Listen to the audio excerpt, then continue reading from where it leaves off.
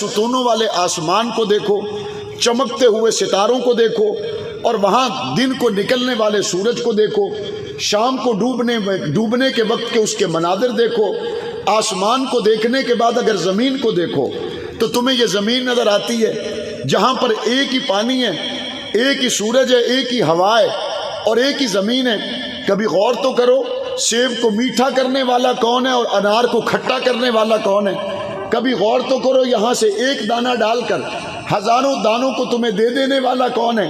اب یہاں عقل انسانی جب دیکھتی ہے کہ ہمیں نظر آنے والی مخلوقات میں اپنے سے بہتر اور کوئی مخلوق نظر نہیں آتی، ہم نظر آنے والی مخلوقات میں سب سے بہتر ہیں، اور ہر شخص اس بات کو جانتا ہے نظر آنے والی مخلوقات میں انسان سب سے بہتر۔ اور انسان نے بنایا تو کیا بنایا؟ پہلے زمانے کی عمارتوں کو دیکھے گا جن کو آپ کے باپ دادا نے نہیں دیکھا، اہرام مصر کو دیکھے گا تو مانے گا ضرور کہ انسانوں نے بنایا۔ بڑے بڑے پرانی چھوڑی ہوئی قوموں کے درختوں کو اور پہاڑوں کو چیر پھاڑ کر بنائے گئے بتوں کو دیکھے گا، بنتے ہوئے نہیں دیکھا لیکن مانتا ضرور ہے کہ بنائے انسانوں نے ہیں۔ آج کے دور میں ورلڈ ٹریڈ سینٹر اور برج خلیفہ کو دیکھے گا، بنتا ہوا ہو سکتا ہے نہ دیکھا ہو لیکن مانتا ضرور ہے کسی نہ کسی زمانے کے انسان نے بنایا ہے۔ رب کہتا ہے پھر ذرا آسمان کی طرف نظر اٹھا کے بتاؤ، نظر آنے والی مخلوقات میں انسان سے بہتر کوئی نہیں، تو پھر بتاؤ کس انسان نے آسمان کو بنایا، کس انسان نے سورج کو بنایا، کس انسان نے ستارے کو بنایا، کس انسان نے سورج کی منزلوں کو مقرر کیا، کس انسان نے زمین کو یہ شعور دیا کہ وہ مختلف دانوں کو لے اور زیادہ کر کے لوٹا دے، کس انسان نے اس پوری کائنات کو ترتیب دیا؟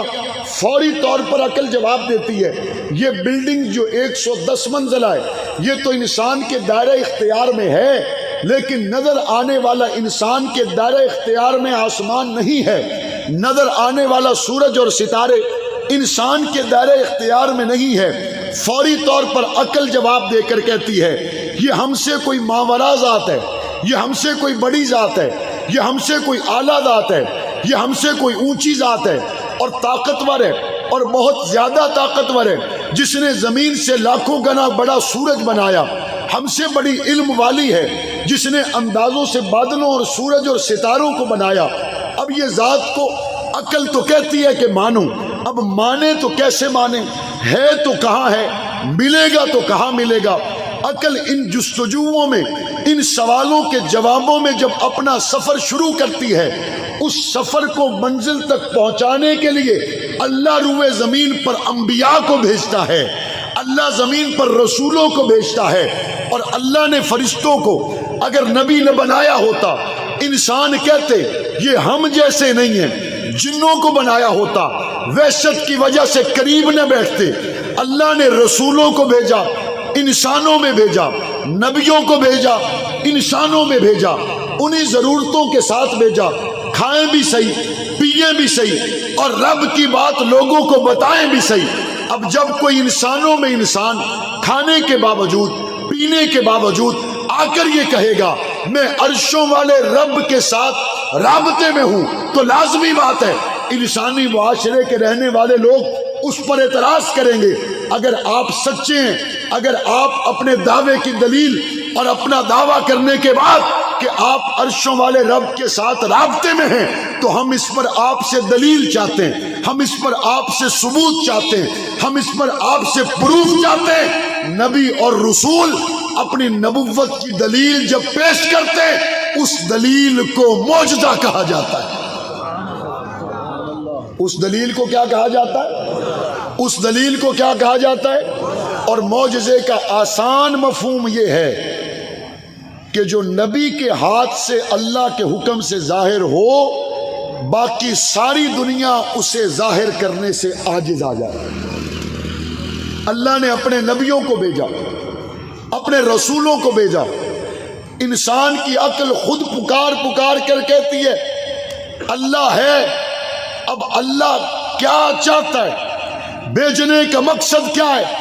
ہر انسان کی عقل میں یہ بات قرآن مجید کے دعوے کے مطابق آنی چاہیے ایک آدمی جب یہ سوچتا ہے کہ جانوروں کے تھنوں میں دودھ تو میرے لیے ہے، ان کا گوشت تو میرے لیے ہے، انڈے اور مرغی تو میرے لیے ہیں، بچھا ہوا قالین تو میرے لیے ہے، پہننے کا چشمہ اور گھڑی تو میرے لیے ہے، لگانے والا شامیانہ تو میرے لیے ہے، درخت کا فائدہ تو میرے لیے ہے۔ قرآن کہتا ہے بندے کو یہ سوچنا تو چاہیے وہ خود کس کے لیے ہے۔ اور اگر انسان نے یہ طے کیا کہ میرا مقصد اور کسی بھیڑ بکری کا مقصد ایک جیسا ہے، اس بات کو بھی عقل قبول کرنے کے لیے تیار نہیں، اس لیے نہیں ہے کہ ہم ہیں تو جانوروں سے اعلیٰ، لیکن مقصد کے اعتبار سے انسان اور جانور کا مقصد اگر ایک ہو تو اس بات کو بھی عقل ماننے کے لیے تیار نہیں۔ دنیا میں بڑی تعداد میں وہ لوگ موجود ہیں جو کہتے ہیں ہمارا مقصد بھی جانوروں کی طرح کھانا اور پینا اور بچے پیدا کرنا، عیش کی زندگی گزارنا اور مر جانا، اس کے علاوہ ہمارا کوئی مقصد نہیں ہے۔ لیکن جب عقل کے اصولوں کے مطابق کوئی آدمی انبیاء کی تعلیمات پر کان لگاتا ہے تو اس کو یہ بات سمجھ میں آتی ہے، اگر عقل بھی صحیح اور سچی بات کسی کی مانتی ہے تو وہ صرف نبی کی بات ہوتی ہے، رسول کی بات ہوتی ہے۔ انبیاء معجزات لے کر آئے، اور حضرت عیسیٰ کو اللہ نے جو معجزہ دیا وہ کیا تھا؟ حضرت عیسیٰ کو اللہ نے معجزہ دیا مر جانے والے کو زندہ کر دیں اللہ کے حکم سے، بیمار ہو جانے والے کو دعا سے شفا یاب کر دیں، ماں کے پیٹ سے اندھا پیدا ہونے والے کو حضرت عیسیٰ کو معجزہ تھا دعا سے بینا کر دیں۔ اور حضرت موسیٰ کا معجزہ کیا تھا کہ حضرت موسیٰ عصا ڈالیں تو اژدہا بن جائے، ہاتھ بغل میں ڈال کر نکالیں تو 14ویں رات کی چاند کی طرح چمکدار ہو جائے۔ اور حضور کو معجزہ اللہ نے کیا دیا؟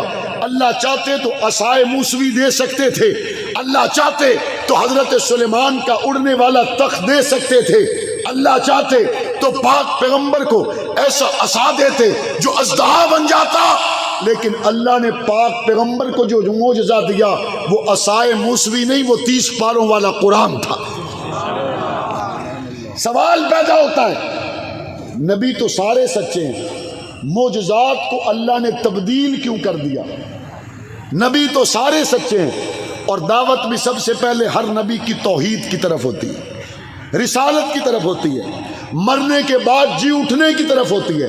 جب دعوت ایک ہے اور ان نبیوں اور رسولوں کو بھیجنے والا ایک ہے تو پھر معجزات میں فرق کیوں؟ معجزات میں فرق اس وجہ سے ہے جس دور میں جس نبی کو اللہ نے بھیجا اس دور کے لوگ جس فن سے تعلق رکھتے تھے اسی لائن کا اللہ نے اس نبی اور رسول کو معجزہ عطا کیا۔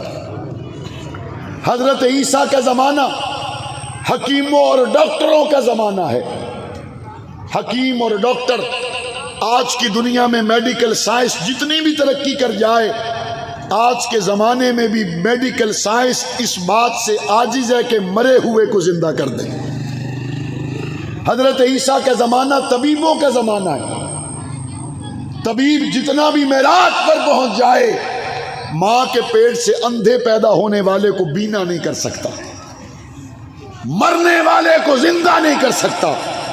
حضرت عیسیٰ کا یہ معجزہ جب سامنے آیا، مٹی کا پرندہ بنا کر پھونک مارے اور وہ اللہ کے حکم سے اڑنے لگے، تو اس وقت کے طبیب اور ڈاکٹر عاجز آ گئے یا نہیں آ گئے؟ بولو، عاجز آ گئے یا نہیں آ گئے؟ حضرت موسیٰ کا زمانہ کون سا ہے؟ حضرت موسیٰ کا زمانہ جادوگروں کا زمانہ ہے۔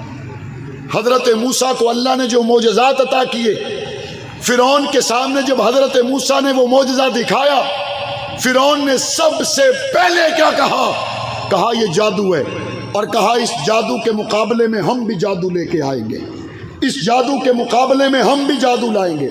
وقت طے ہو گیا، علاقے میں جادوگر بھی آ گئے، حضرت موسیٰ بھی پہنچے۔ جادوگروں نے رسیاں ڈالی، لاٹھیاں ڈالی، سانپوں کی طرح ہلنے لگی۔ حضرت موسیٰ نے عصا ڈالا، اژدہا بن گیا، تمام کے بنائے ہوئے سانپوں کو کھا گیا۔ تو حضرت موسیٰ پر ایمان لانے والے سب سے پہلے تماشائی تھے یا جادوگر؟ بولو، تماشائی تھے یا جادوگر؟ بلند آواز سے اور بلند آواز سے. سب سے پہلے ایمان لانے والے حضرت موسیٰ پہ کون تھے؟ جادوگروں نے سب سے پہلے ایمان کیوں لایا؟ جادو کی لائن کا بندہ اس بات کو جانتا ہے کہ جادو کی انتہا کہاں تک ہے اور معجزہ کہاں پر ہوتا ہے. تماشائیوں کو تو پتہ نہیں تھا، جادو کے لائن کی بندہ جانتا ہے. جادوگر کو پتہ ہے اپنے جادو کا کہ اس کی انتہا کہاں تک ہوتی ہے.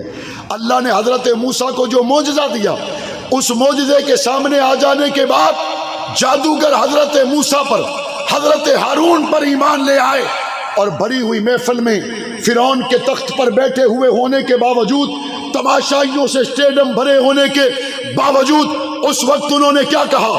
قالوا آمنا برب العالمین، رب موسیٰ و ہارون. ہم ایمان لے آئے دو جہانوں کے رب پر. اور اس وقت فرعون بھی اپنے آپ کو رب کہلواتا تھا. انہوں نے سمجھا ہو سکتا ہے جب ہم کہیں گے قالوا آمنا برب العالمین، فرعون یہ سمجھے یہ میری ربوبیت کا اعلان ہو رہا ہے. لیکن اس وقت جادوگروں نے سجدہ کرنے کے ساتھ یہ کہا رب موسیٰ و ہارون. اے فرعون، خوش ہونے کی ضرورت نہیں ہے، ہم اس رب پر ایمان لائے جو موسیٰ کا بھی رب ہے، ہارون کا بھی رب ہے. اپنے ایمان کا اعلان کر دیا. اور فرعون نے اس وقت پتہ کیا کہا؟ اس نے کہا اچھا تو تم نے یہ سارا پلان اس لیے بنایا کہ مجھ سے حکومت چلی جائے اور بنی اسرائیل کو حکومت مل جائے، اور یہ موسیٰ اور ہارون کے بھائی ہمیں جناب مغلوب کر کے خود غالب آ جائیں. کہا میں ابھی تمہارا بندوبست کرتا ہوں. ہاتھوں کو کاٹا، پیروں کو کاٹا. ایک اور بات بھی سمجھ آ گئی، حق جب ظاہر ہو جاتا ہے، ظالم کے پاس جب کرنے کے لیے کچھ نہ ہو تو پھر وہ ظلم کا راستہ اختیار کرتا ہے. حق جب سامنے آتا ہے، ظالم اس کو روکنے کے لیے دلیل سے جواب نہیں دیتا، ہتھ کڑیوں سے جواب دیتا ہے. ظالم اس کو روکنے کے لیے ایمان لانے کی بجائے اوچھے ہتھ کنڈوں کا سہارا لیتا ہے، پابندیوں کا سہارا لیتا ہے، مشکلات کھڑی کرتا ہے. لیکن ایمان والوں کو بھی سبق حضرت موسیٰ کے صحابہ نے اس وقت یہ دیا تھا. فرعون کو جواب میں کہا فَقْضِ مَا أَنْتَ قَاضٍ، جو ہوتا ہے کر لے، ہم موسیٰ کا دامن چھوڑنے کے لیے تیار نہیں. ڈٹ گئے. حضرت موسیٰ کے صحابہ کے اس نے ہاتھوں کو کاٹا، پیروں کو کاٹا، اور کھجوروں کے تنوں کے ساتھ ان کو پھانسیاں دے دی. لیکن جب تک ان کی جان میں جان رہی، اس وقت تک انہوں نے حضرت موسیٰ کے دامن کو چھوڑا. انہوں نے کلمہ حق کو جب تھام لیا، دوبارہ ہاتھ سے جدا ہونے دیا. حضرت موسیٰ دنیا سے چلے گئے. آپ نے سے کسی نے نہیں سنا ہوگا کہ حضرت موسیٰ کے جانے کے بعد دوبارہ ان کا عصا کبھی اژدہا بنا ہو. کبھی سنا؟ حضرت سلیمان کے دنیا سے جانے کے بعد آپ نے کبھی سنا کہ ان کا تخت کبھی ہواؤں میں اڑا ہو؟ حضرت عیسیٰ کے جانے کے بعد آپ نے کبھی سنا کہ ان کے کسی صحابی نے پھر کسی مردے کو زندہ کر دیا ہو؟ وہ نبی آئے، ان کو اللہ نے جو معجزات عطا کیے، جب وہ نبی گئے تو معجزات بھی ساتھ ہی چلے گئے. میرے نبی آخری نبی بن کے آئے. اللہ نے میرے نبی کو جو معجزہ دیا وہ معجزہ قرآن تھا. اور قرآن معجزہ اس لیے پاک پیغمبر کا بنا، ظاہری وجوہات میں ایک بڑی وجہ یہ تھی، عرب کے لوگ اس وقت عربی دانی سے بڑا گہرا تعلق رکھتے تھے. عرب کے چرواہے بھی ایسا فصیح و بلیغ شعر کہتے کہ وہ بادشاہوں کے دربار کی زینت بنتا. این اس ماحول میں حضور کی زبان سے قرآن ظاہر ہوا، اس شخص کی زبان سے جس نے 40 سال تک کوئی شعر نہیں کہا، اس شخص کی زبان سے جس نے 40 سال تک کبھی شعر و شاعری سے دلچسپی کا اظہار نہیں کیا، اس شخص کی زبان سے جس نے 40 سال تک اللہ کی محبت میں غاروں میں عبادت کرتے ہوئے گزارے، اور یکایک اس کی زبان سے ایسا فصیح و بلیغ کلام ظاہر ہونا شروع ہو جائے کہ عرب کے عام لوگ تو درکنار، عرب کے سارے بڑے بڑے شعراء فصاحت و بلاغت پر ناز کرنے والے عاجز آ جائیں کہ سارا قرآن تو درکنار ایک آیت کا مقابل بھی پیش نہ کر سکے. اور قرآن کیا کہتا ہے؟ قرآن بار بار دنیا عرب کو مخاطب کر کے چیلنج کرتا ہے، کہتے ہیں اچھا اگر تمہیں لگتا ہے یہ قرآن محمد کا اپنا بنایا ہوا ہے، اس جیسی 10 آیتیں بنا کے لے آؤ۔ اگر تمہیں لگتا ہے یہ محمد کریم نے خود بنایا ہے، اس جیسی 3 بنا کے لے آؤ۔ یہاں تک قرآن نیچے آ کے ان کو چیلنج دیتا ہے، اچھا اگر تمہیں لگتا ہے یہ اللہ کا کلام نہیں ہے، اس جیسی 1 بنا کے لے آؤ، اور اگر 1 بھی نہ بنا سکو فَإِن لَّمْ تَفْعَلُوا وَلَن تَفْعَلُوا فَاتَّقُوا النَّارَ الَّتِي وَقُودُهَا النَّاسُ وَالْحِجَارَةُ، پھر اس آگ سے ڈرو جس کا ایندھن انسان اور پتھر ہیں۔ اور کفار مکہ نے بڑی کوشش کی قرآن کے مقابل آیاتوں کو بنانے کی، بڑی کوشش کی قرآن کے چیلنج کو قبول کر کے قرآن کو ہرانے کی، لیکن کامیاب ہو سکے؟ کامیاب ہو سکے؟ قرآن معجزے کی شکل میں پاک پیغمبر کے قلب انور پہ نازل ہوا۔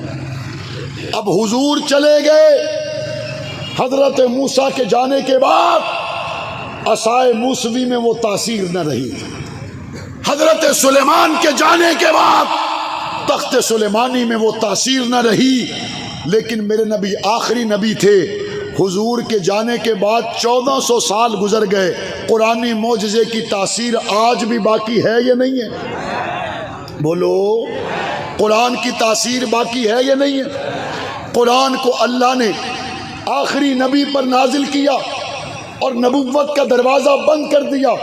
اب قیامت کی صبح تک پاک پیغمبر 2 چیزوں کو چھوڑ کر گئے، اور کیا فرمایا؟ میں 2 چیزیں چھوڑ کر جا رہا ہوں، جب تک ان 2 چیزوں کو مضبوطی کے ساتھ امت تھامے رکھے گی کبھی گمراہ نہیں ہو سکتی۔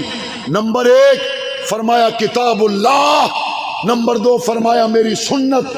جب تک ان 2 کو امت لازم پکڑے گی تب تک گمراہ ہو سکتی، تب تک راہ راست سے بھٹک سکتی، تب تک ایک لمحے کے لیے امت اپنا راستہ بھول سکتی۔ حضور کا معجزہ